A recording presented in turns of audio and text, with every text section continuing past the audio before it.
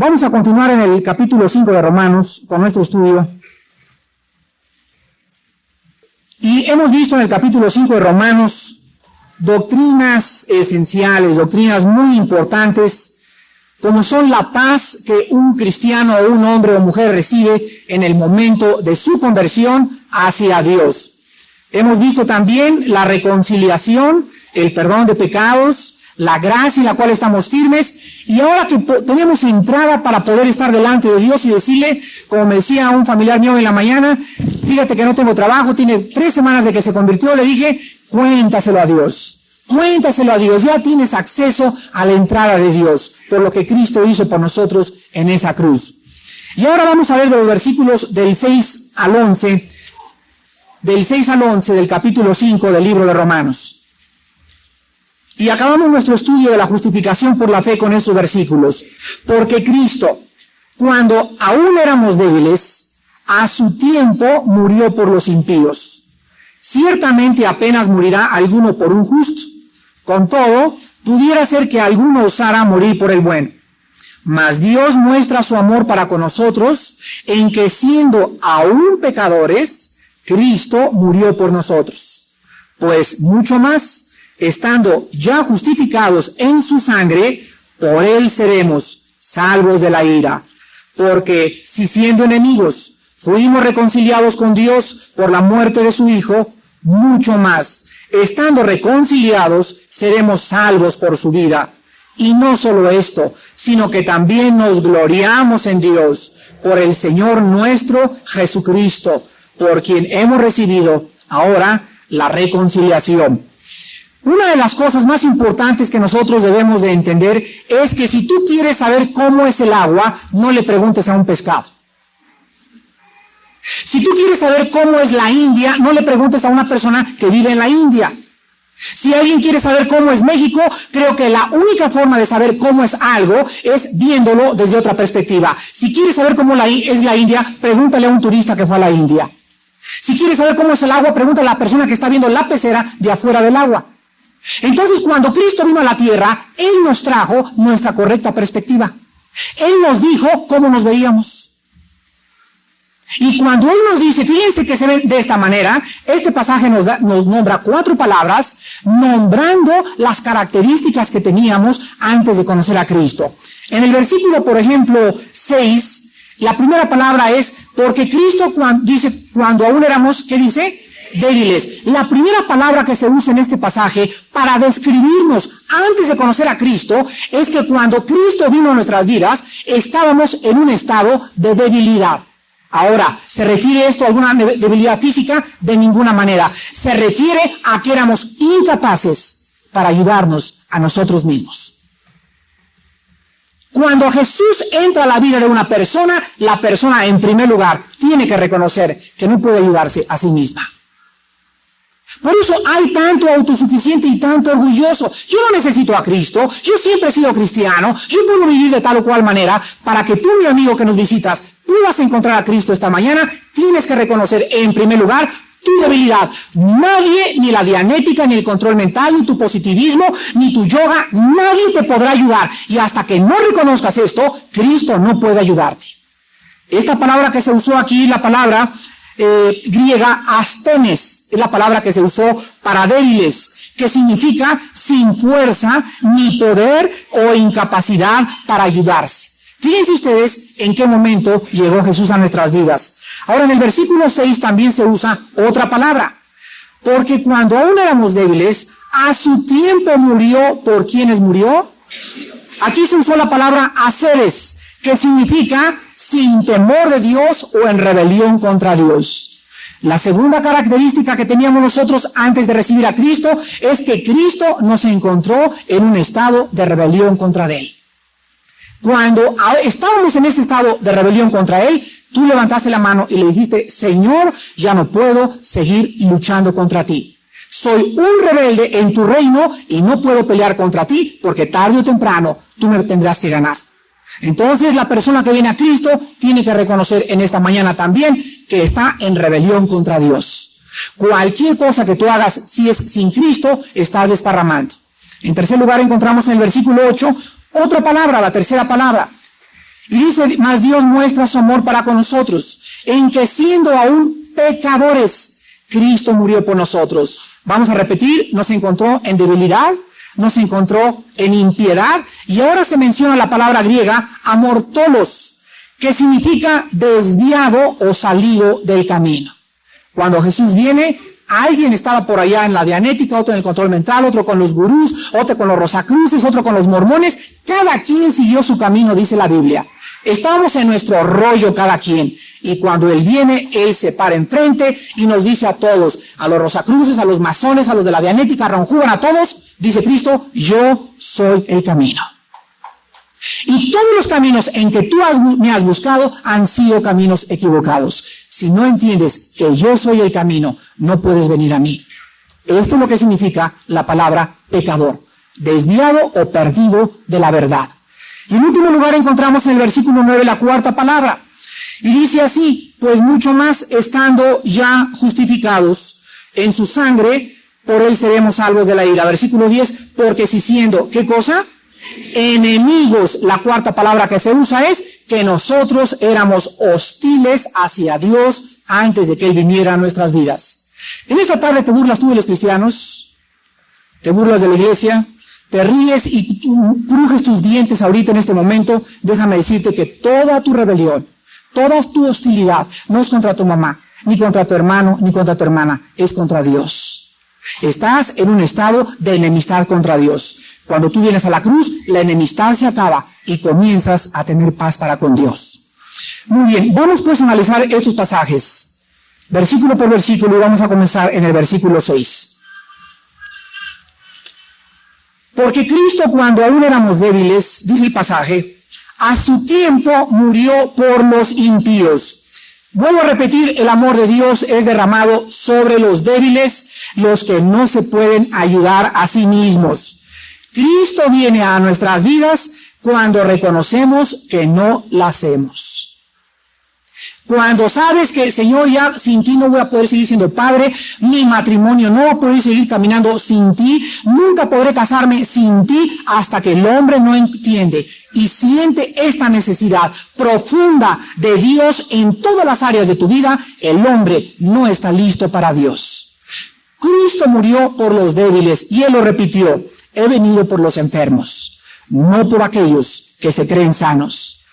Luego también dice la Biblia que Cristo murió por los impíos, no por los buenos. ¿Saben ustedes que Él vino precisamente por los buenos, por los enfermos, perdón, y no por los impíos? Cristo nos dice, tienes que reconocer tu necesidad, tu incapacidad, tu debilidad y que eres malo. Porque si no reconoces que eres malo, un momento, mire Señor, yo no soy malo, soy un buen padre, soy un buen esposo, formo parte de una religión, pero creo que no soy una persona mala. Mientras sigas alimentando esta forma de pensar, no puedes tener a Cristo en tu corazón. Porque Él vino a morir por aquellos que se reconocían que eran malos. ¿Saben ustedes quién es el más grande ejemplo en la Biblia de alguien que murió siendo malo? Ni más ni menos, el ladrón junto a la cruz. ¿Saben ustedes quién era ese hombre a la derecha de Cristo? Era un hombre que colgaba porque había matado niños. Había violado muchachas, había robado, y cuando murió en la cruz del Calvario, Cristo no lo dijo, mira, como dice la tradición, ¿verdad? Dimas y gestas. No hay dimas y gestas, así no se llamaban. Mira, piporro, como usted le quiera llamar, déjame decirte algo, tienes, antes de que entrara al cielo, bautizarte. ¿Le dijo eso? ¿Sabes qué? Dimas, antes de que puedas ver el reino de Dios, vas a tener que hablarle a alguien para que te eche aceitito y antes de que te mueras te dé la extrema unción. ¿Eso le dijo? Hermanos, si los ritos y las ceremonias externas nos pudieran salvar, la muerte de Cristo fue un desperdicio. Pero Jesús, en el estado en que se encontraba de impiedad, de enemistad, de rebelión, de odio contra Dios, voltea el ladrón y le dice, si tú eres el Cristo, sálvame, porque creo que vendrás en tu reino a reinar esta tierra. Y Jesús, sin decirle, haz esto o aquello, nada, le contesta y le dice, ¿sabes qué? Así como estás ahorita, de sucio, de cochino, de ladrón, de violador y de todo, en verdad te digo, Y todos los de abajo comenzaron a crujir sus dientes. ¿Cómo que le está diciendo eso a ese? Si yo he diezmado y yo he sido buena persona, y a ese infeliz le está diciendo, hoy estarás conmigo en el paraíso. Siendo impíos, Cristo muere por nosotros. Qué grande verdad del Evangelio de Jesús.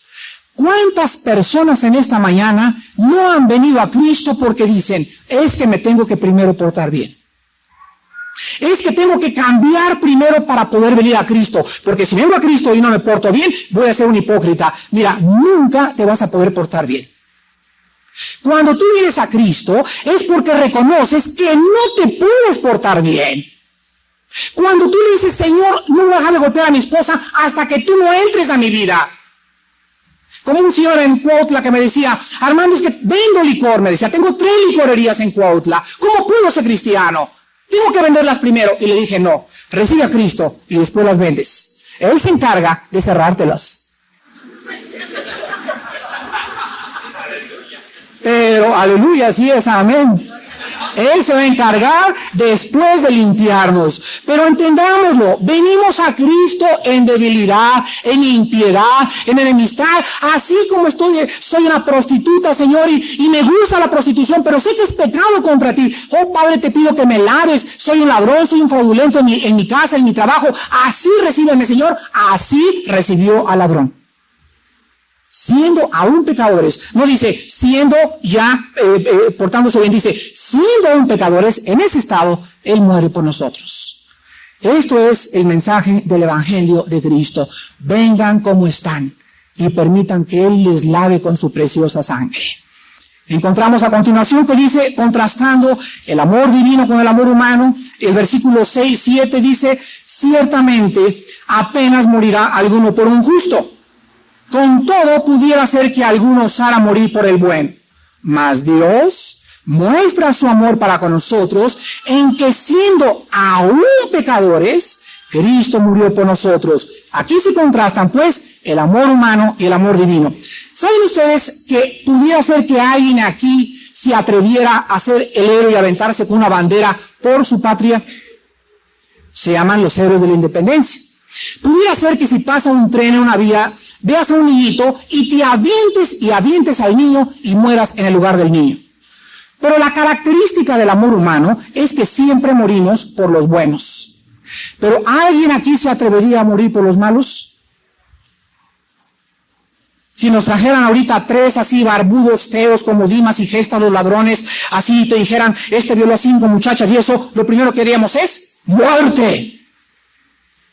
Pero que alguien dijera, quiero ocupar su lugar, ¿quién lo haría? Solo Dios. El amor humano es convenenciero. Si es correspondido, corresponde. Si me haces cara fea, te hago cara fea. Si no me sirve, me queman los frijoles, te aviento la puerta. Ese es el amor humano. Si se va con otro muchacho, a mí no me importa, la cacheteo y le digo, eres de lo peor, en lugar de que vayas y le digas a tu novia que se fue con otro muchacho, qué buena noticia me acaban de dar, que te encontraste a otro mejor que yo. Ese es el amor divino. Cuando un muchacho está lleno del Espíritu Santo, le dice a la muchacha, hombres, es una noticia. Y la muchacha dice, pero ¿por qué me dices eso? Y entonces le contesta a él y le dice, es que tú nunca entendiste que mi amor por ti era espiritual. Si no eres para mí, yo te quería primero para Cristo. Pero si yo no soy la persona que te va a hacer feliz, voy a seguir orando para que con ese muchacho seas feliz. Ese es el amor de Dios. Dice la Biblia, posiblemente alguien se atreva a morir por un niño, por un bueno, mas Dios, cuando estaba en esa cruz, la gente que estaba ahí enfrente no le estaba diciendo, ¿quieres un John? ¿Quieres un poquito de aceitito? ¿Te limpiamos un poquito la sangre? Oh Señor, todos los que estaban abajo en la cruz le estaban gritando, si eres el Cristo, bájate. Si eres esto, descrucifícate. Bájate de ahí. Tú no te puedes salvar a ti mismo. Lo vituperaban, dice el Salmo 22, que como toros de Bazán, abajo de la cruz, parecían perros rabiosos. Ahí estaba desangrentado el cuerpo de Cristo, y Cristo en esa cruz, en lugar de decirles, me las van a pagar, nada más me resucite, o van a ver con mi papá. En ese momento se corre la cortina del amor divino de Dios y Dios permite penetrar en esa cruz, reflejarnos su amor cuando Jesús les dice a los que le gritaban, Padre, perdónalos. Perdónalos. ¿Cómo que me estás pidiendo perdón? Sí, perdónalos, porque no saben lo que están haciendo. El primer mártir de la iglesia, Esteban, cuando murió a pedradas, y le rompían una ceja a la piedra, y le desmembraban la oreja, y le abrían el cráneo, y la parte frontal occipital del cráneo, y comenzaban las piedras a derramar su sangre, dice la Biblia, que los enemigos voltearon, y no tenía la cara así de amargado contra ellos. En ese momento, dicen los enemigos, tenía la cara de un ángel. ¿Qué cara le pones a tu esposo? ¿Tu esposo no te ha apedreado? ¿Hay alguien que haya sido apedreado aquí? Levante la mano por su esposo. Todavía no llegan a eso. Te grita, te avienta a la puerta, de vez en cuando un par de cachetadas ahí medio regulares. Alguien de aquí, sus papás, tú has puesto a tu papá así en el parque Izcalli y te ha puesto yo ahora con todos tus hermanos a pedirlo. Tampoco hemos llegado. ¿Ven? Dice Hebreos, aún no hemos padecido hasta la sangre, aún no hemos sufrido lo que estos grandes mártires y Cristo pasó por nosotros en la cruz. Entonces, si las ofensas que nos hacen son tan leves, una mala cara, un chisme, una calumnia, y no podemos perdonar, ¿cómo es posible que podamos nosotros morir también por aquellos que nos odian? Es importante que nosotros entendamos lo que decía José Luis en el devocional. El cristianismo tiene dos bases, teología y práctica. Y el amor se tiene que expresar a través de mi rostro. Si tú tienes enemistad con alguien en esta iglesia y no le puedes hablar, y llegas a esta iglesia y le dices a los hermanos, yo lo perdoné, pero que no se pare enfrente de mí. O yo lo perdoné, pero no quiero encontrármela en la iglesia, no puedes decirte hija de Dios. Porque el amor enfrenta a la otra persona y la mira y le dice, en mi corazón ya está borrado cualquier antecedente negativo que me trataste de poner en mi corazón. No tengo nada contra ti. Ese es el amor de Dios. ¿Lo estás viviendo? La respuesta inmediata es muy difícil. Claro, porque nunca tienes devocionales, nunca lees la Biblia. Tu vida de oración es muy raquítica. ¿Cómo puedes crecer en el amor? Tienes que madurar en el amor para amar más y más a aquellos que nos hacen mal. Porque si amamos a los que nos hacen bien, ¿qué entonces hay de diferencia? ¿No hacen también eso las personas del mundo? Amar a los que les aman, pero si nosotros amamos a los que no nos aman, en verdad les digo, el Espíritu Santo reposa sobre vuestras cabezas. Y vemos aquí también nosotros en el versículo del 9 al 10, que dice, pues mucho más estando ya justificados. Ven esa palabra, mucho más. Por él seremos salvos de la ira. Aquí se nos declara que si Dios nos perdonó, nos justificó, murió por nosotros, nos recibió cochinos y sucios y malos como éramos, ahora, si Él hizo todo eso por nosotros, ¿cuánto más nos salvará de la ira que ha de venir sobre este mundo?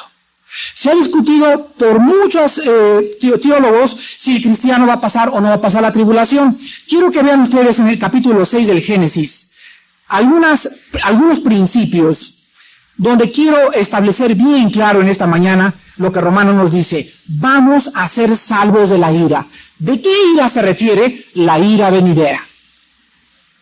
¿Cuánto más, si murió por nosotros, nos va a salvar de aquello que vendrá sobre el mundo? Veamos algunos ejemplos de cómo Dios en la Biblia siempre salva a su pueblo cuando viene un juicio. Siempre. Y nunca envía un juicio sin que antes haya sacado a su pueblo. Dice Noé, capítulo 6 de Génesis, el caso de Noé, versículo 3. Aquí es la primera vez que se menciona en toda la Biblia. Y dijo Jehová, no contenderá mi espíritu con el hombre para siempre. Porque ciertamente él es carne, mas serán sus días 120 años. Escuchen lo siguiente. Escúchenlo con los oídos bien abiertos. La gracia de Dios no es eterna.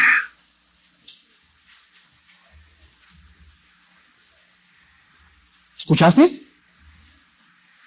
Dios va a manifestar un momento en que va a dejar de pelear contra ti. Va a llegar un momento en que Dios va a dejar al mundo que se precipite y va a romper lo que le detiene, que es el poder del Espíritu Santo. Y a la iglesia, cuando nos saque, se va a desbordar la maldad. Hay un momento en la vida de cada uno de nosotros cuando cometemos la blasfemia contra el Espíritu. Hay un momento en una familia y en un joven cuando ha decidido ya en su corazón nunca creer ni tampoco entregarle su vida a Cristo. Y Dios dice aquí, mi espíritu no va a pelear siempre contigo. Porque tú eres carne, tú eres responsable. No te voy a forzar. Y en ese momento tú vives ya bajo el juicio de Dios. Entonces, llegó un momento en esta época del Génesis que los hombres eran tan malos que no entendían. Y Dios dijo, no voy a seguir diciéndoles, por favor, les pido, arrepiéntanse. Por favor, crean en mi Hijo Jesucristo. No, mi espíritu no va a contender siempre contra ustedes. Tienen que entenderlo. La gracia de Dios no es eterna. La gracia de Dios tiene un límite. Fíjense, su amor es eterno, su misericordia es eterna, pero su gracia es temporal. ¿Lo sabían? Y cuando venga el juicio, se acabó la gracia. Se cierran las puertas y los que no fueron salvos jamás lo serán. Arderán en el fuego eternamente. Dice a continuación del versículo 5 al 8, y vio Jehová que la maldad de los hombres era mucha en la tierra, y que todo designio de los pensamientos del corazón de ellos era de continuo hacia el mal. Y se arrepintió Jehová de haber hecho hombre en la tierra, y le dolió en su corazón. Y dijo Jehová, raeré de sobre la faz de la tierra a los hombres que he criado, desde el hombre hasta la bestia, y hasta el reptil y las aves del cielo, pues me arrepiento de haberlos hecho. Pero Noé halló gracia ante los ojos de Jehová. Primera pregunta. Jóvenes, ojalá a lo mejor me lo iban a hacer la próxima conferencia que tengamos. Pero la primera pregunta que surge aquí es, ¿por qué Dios se puede arrepentir? ¿No es cierto? ¿Qué Dios no dice el libro de los Números? No es hombre para que mienta, ni tampoco hijo de hombre para que se arrepienta. Escuchen esto. La palabra arrepentirse en el original griego, metanoia, significa cambiar de mente, de propósito y de plan. Cuando yo digo, me arrepiento de mis pecados, estoy cambiando mi mente y estoy pensando diferente respecto a mi pecado. Reconozco que soy pecador y le digo a Dios, me arrepiento. Esto es el arrepentimiento. Cuando la Biblia dice que Dios se arrepiente y se menciona casi 6 veces en el Antiguo Testamento, significa, apúntalo porque es importante para los que están estudiando teología, significa que Dios cambia su plan y propósito respecto al trato con el hombre. En este momento Dios había multiplicado el hombre sobre la tierra y había Dios querido que disfrutaran la tierra. El hombre no quiere seguir a Dios, Dios dice, pues cambie de plan y los destruyo. Entonces, cuando oigan ustedes que la Biblia dice, y Dios se arrepintió y se arrepintió Jehová, significa cambió de plan o de propósito respecto al hombre. ¿Sabían ustedes que una vez llega Moisés y le dice a Dios, voy a destruir a ese pueblo? Y en ese momento habían 2 millones de personas que iban a ser enviadas directamente al infierno. Un hombre, un solo hombre, se interpone entre los 2 millones y Dios. Un solo hombre. Y la intercesión de ese hombre, la oración de ese hombre, hace cambiar la mente de Dios.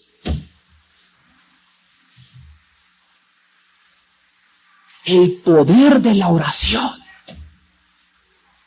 Es increíble cuando Dios puede destruir a tu hermano o a tu hermana o a tu familia. Si tú estás orando, si hay alguien orando por esa persona, es increíble lo que tu oración puede hacer. ¿Lo sabías?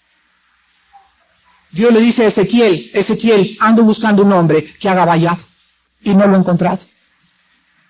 Entonces, cuando se acaba la misericordia de Dios, comienzan sus juicios. Y vemos en último lugar aquí en el capítulo 6 del Génesis, el capítulo 7, el versículo 1, cómo acaba el diluvio, o cuando comienza y le dice Dios antes del diluvio, dijo luego Jehová a Noé, entra tú y toda tu casa en el arca, porque a ti he visto justo delante de mí en esta generación. El diluvio no cayó hasta que Noé y su familia eran salvos.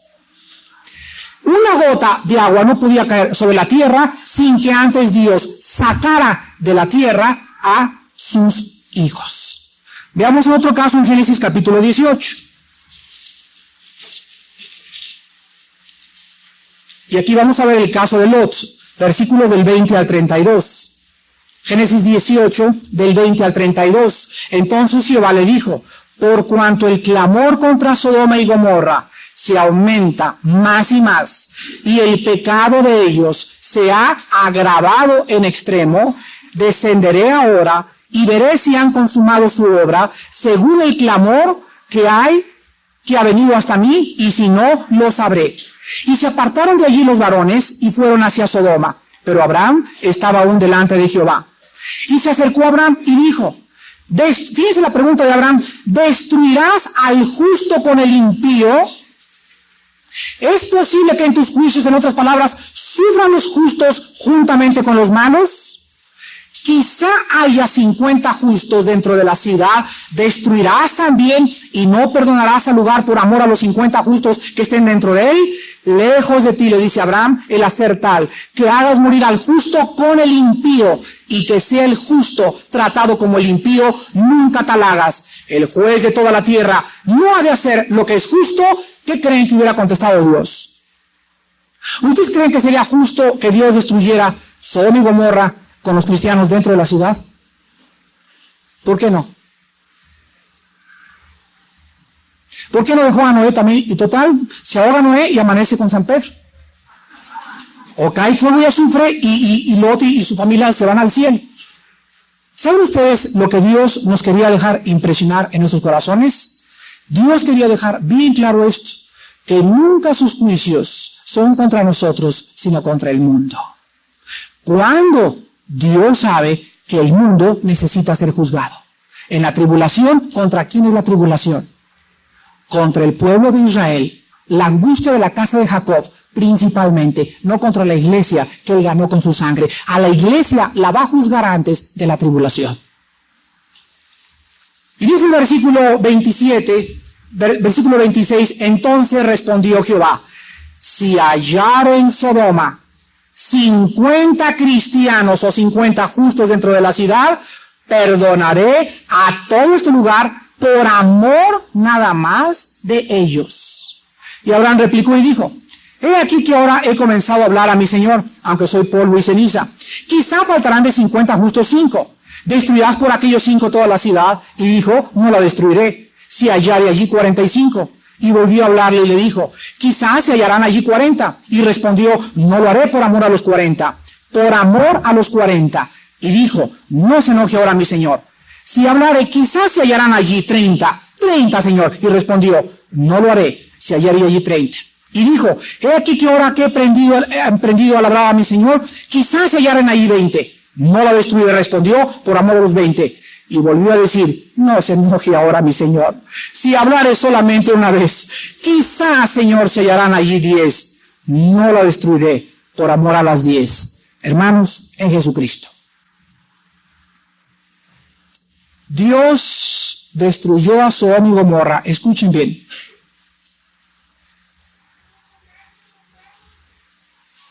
No por la maldad de ellos, sino por la falta de cristianos. ¿Escucharon?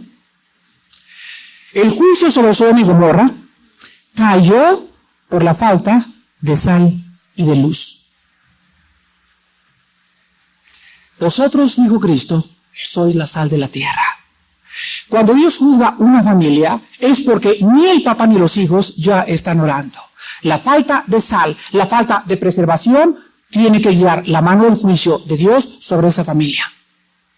Cuando en tu vida no tienes una relación con Cristo de devocionales y de oración y de lectura y de estudios, no sirves más que para ser pisoteado por la gente. Te has convertido en peor que un fariseo y no le queda más que juzgarte a Dios.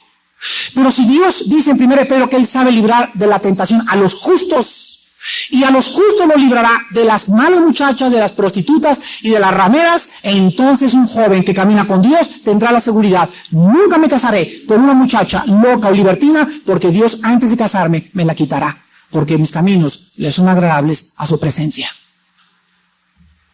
Y vean ustedes en el capítulo 19 de Génesis, cómo Dios muestra en último lugar que no destruiría a Sodoma hasta que salieran Lot y su familia. Capítulo 19, del 15 al 16. Al rayar el alba, Los ángeles daban prisa a Lot, diciendo, levántate, toma tu mujer y tus hijas que se hallan aquí, para que no perezcas en el castigo de la ciudad. Y deteniéndose él, los varones asieron de su mano y de la mano de su mujer y de las manos de sus dos hijas, según la misericordia de Jehová para con él, y lo sacaron y le pusieron fuera de la ciudad. Versículo 22, date prisa, escápate allá, porque nada podré hacer hasta que hayas llegado allí. Por eso fue llamado el nombre de la ciudad Zoar, que significa pequeña. Los ángeles no pudieron destruir Sodoma y Gomorra hasta que ¿qué?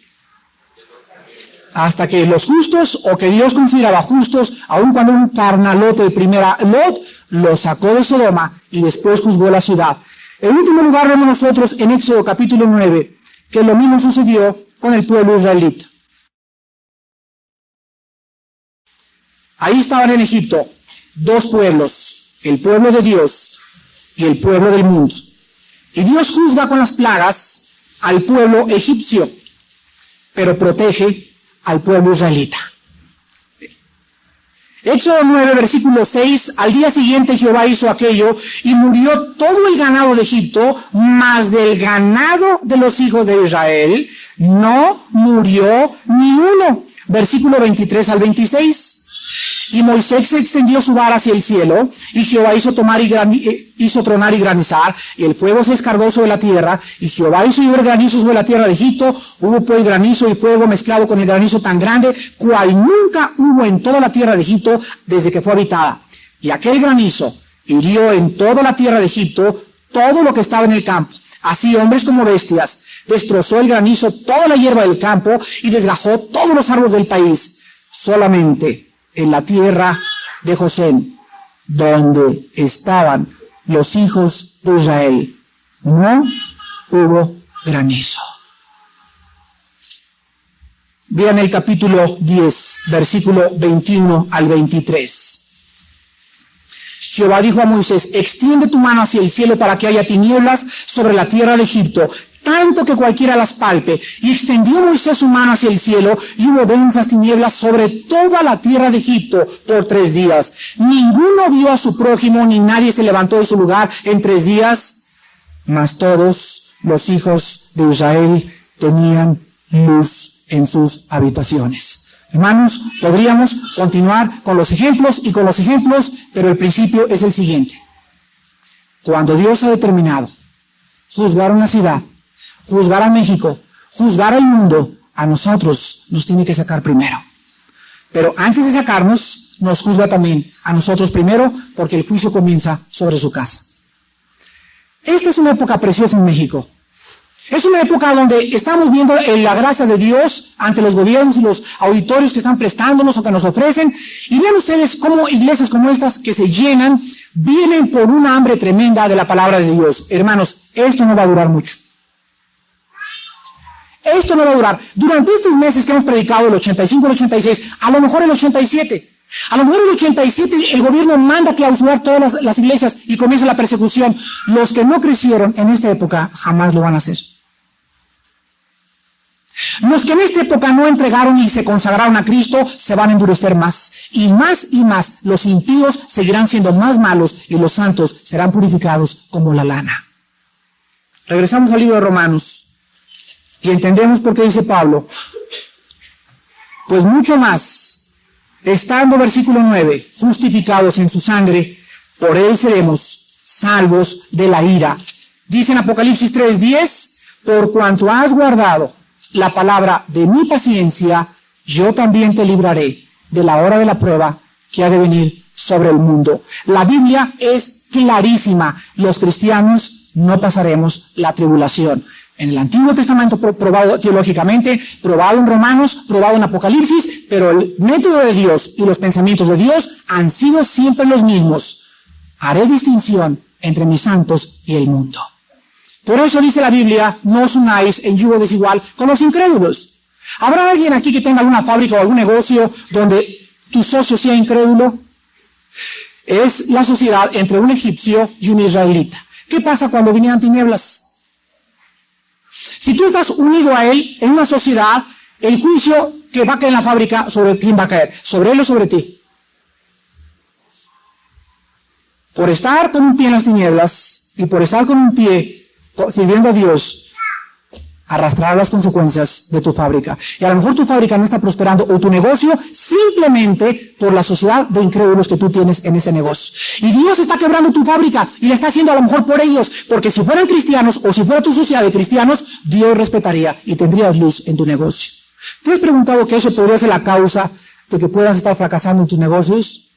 Cualquiera en nuestra iglesia que tenga sociedades, que tenga una zapatería y que tenga como socio a un incrédulo, lean 2 Corintios 6, del 14 al 15, donde la Biblia nos prohíbe unirnos en yugo desigual con los incrédulos. ¿Por qué? Para que no seamos juzgados juntamente con ellos. Y en último lugar, dice aquí en Romanos, versículo 10 y 11, porque si siendo enemigos fuimos reconciliados con Dios por la muerte de su Hijo, mucho más estando reconciliados seremos salvos por su vida.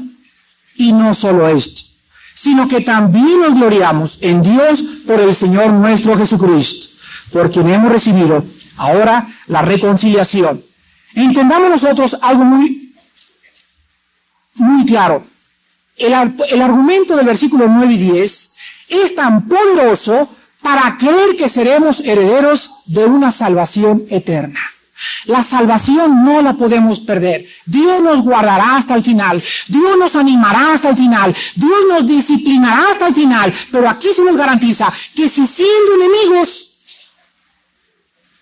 cuando yo odiaba a Dios, Él me amó y se entregó por mí, pues mucho más ahora que somos sus amigos. ¿Cómo nos va a dejar que nos perdamos ahora? Él no permitió que me perdiera cuando yo era su enemigo. Ahora que soy su amigo, Él va a morir más todavía, porque lo que hace Cristo ahorita es lo que comenzó en la tierra. En la tierra murió, ahora en el cielo vive eternamente para interceder por mí y por ti. Vean cómo dice la Biblia que somos salvos por su vida. La vida resucitada de Cristo a la diestra del Padre es la garantía más grande de que yo podré llegar al final mientras yo esté agarrado de su santa mano. Su vida de Cristo resucitada es mi garantía para acabar la carrera de la fe. Y acaba el apóstol diciendo en el versículo 11, no solo esto, sino que también nos gloriamos en Dios por Cristo, por quien hemos recibido ahora la reconciliación. El cristiano tiene mucho que gloriarse. ¿Cómo que gloriarse? ¿No que no debemos de gloriarnos? Bien, pero todo lo que el cristiano tiene para gloriarse es en aquello que Él hizo por nosotros en la cruz. Si tengo paz ahorita, me glorio, tengo gloria, gracias a Dios Padre, me pongo contento en mi paz, pero no por mí, no por los ecuaniles que me metí en la mañana. Si me glorío en mi trabajo y está prosperando mi trabajo, es porque Él lo está prosperando. Dice Pablo para acabar este pasaje, no solamente nos gloriamos en la paz que tenemos con Él, nos gloriamos en el sufrimiento porque produce paciencia, nos gloriamos en una salvación perfecta, nos gloriamos y que vamos a ser salvos de la ira, sino que también nos gloriamos en este momento por todo lo que Él ha hecho por nosotros en la cruz del Calvario. Entonces el cristiano tiene de qué gloriarse. Tenemos paz para con Dios. Hemos sido introducidos a su presencia. Hemos sido reconciliados con su sangre. Por su vida seremos salvos. De modo que nos alegramos en Dios y gritamos en Ana, aleluya, gloria a Dios. Porque todo, absolutamente todo, proviene de la cruz del Calvario. Ahora nosotros resumimos que Dios nos ha demostrado su amor de dos maneras. Objetivamente y subjetivamente. Objetivamente por medio de la muerte de su Hijo. Subjetivamente o experimentalmente por la presencia de su Espíritu en nosotros. Es así sabemos, o tenemos la seguridad, hermanos, que Dios nos ama. Lo sabemos racionalmente, al contemplar la cruz, donde Dios entregó lo mejor que Él tenía. Y también intuitivamente, porque ahora hay algo que inunda mi corazón, el amor de Dios derramado por su Espíritu. ¿Tienes tú esta seguridad del amor de Dios? ¿Has podido comprender todo lo que hizo Cristo en la cruz por ti? ¿Tienes ese amor de Dios por tus hermanos en esta mañana? ¿Tienes ese espíritu de perdón? ¿De que volteas la mejilla? ¿Que te duele menos y menos las ofensas de nuestros enemigos? Déjame decirte que has sido justificado por la fe de Jesús. En esta mañana tú tienes paz para con Dios, pero si tú no la tienes, tú pudieras en esta mañana tenerla. No quisieras en este momento venir a la cruz. Oremos.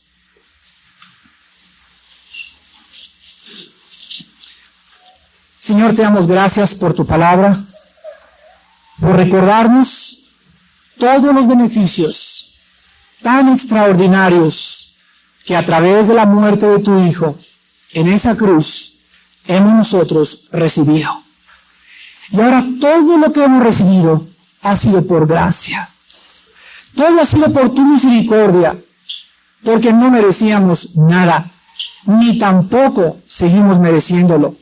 Todo sigue siendo por tu amor. Solamente creímos lo que tú hiciste, levantamos nuestros ojos, reconocimos nuestra necesidad de ti, nuestra insuficiencia, lo absurdo de nuestras vidas, la locura de nuestros pecados, y te dijimos, Señor Jesús, creo en mi corazón que tomaste mi lugar en esa cruz. Solamente al habernos arrepentido y haber puesto nuestro corazón en ti, múltiples beneficios han sido derramados sobre nuestras vidas. Padre Santo, abre los ojos de mis hermanos para que vean lo que han recibido. Muéstrales con este estudio sistemático y expositivo y exegético de tu palabra lo que ellos pueden tener para participar de tu herencia. Abre los ojos para que no sean limosneros cristianos, para que tengan en su corazón esa profundidad, ese agradecimiento constante de levantarse en la mañana y recordar que cada minuto de vida proviene de aquel que intercede por nosotros. En esta mañana hay personas que no te conocen, Señor.